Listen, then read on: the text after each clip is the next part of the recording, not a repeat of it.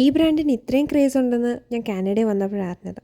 ഇതേതാണെന്ന് നിങ്ങൾക്കും അറിയാൻ താല്പര്യം കാണത്തില്ലേ? വാ, ഞാൻ കാണിച്ചു തരാം ഏതാണെന്ന്.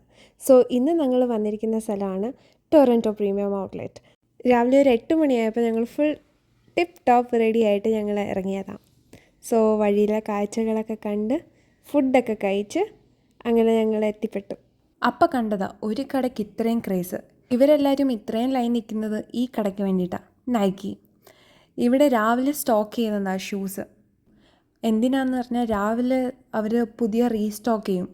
ഉച്ചയാകുമ്പോഴത്തേനും സ്റ്റോക്ക് എല്ലാം തീരും. സോ അതുകൊണ്ട് ആൾക്കാർ രാവിലെ വന്ന് നിൽക്കുന്നത്. സോ ഇതാണ് ടൊറൻറ്റോ പ്രീമിയം ഔട്ട്ലെറ്റ്. ഇവിടെ എല്ലാ ബ്രാൻഡഡ് കടകളും ഉണ്ട്. നൈക്കി, അഡിഡാസ്, അങ്ങനെ കുറേ കടകൾ. ഇവിടുത്തെ കാഴ്ചകളും ഷോപ്പിങ്ങും ഒക്കെ കഴിഞ്ഞിട്ട് നമ്മൾ ഫുഡ് കഴിക്കാൻ പോയി. ഞങ്ങൾ തുടങ്ങി വെച്ചത് ചിക്കൻ സൂപ്പിലാണ്, പിന്നെ മാൻചോ സൂപ്പ്, പിന്നെ മട്ടൻ കബാബ് വന്നു. ഈ ആഡംബരം ഒരു നാരങ്ങ വെള്ളത്തിനും കോക്കിനുമാണ് നിങ്ങൾ കണ്ടുകൊണ്ടിരിക്കുന്നത്.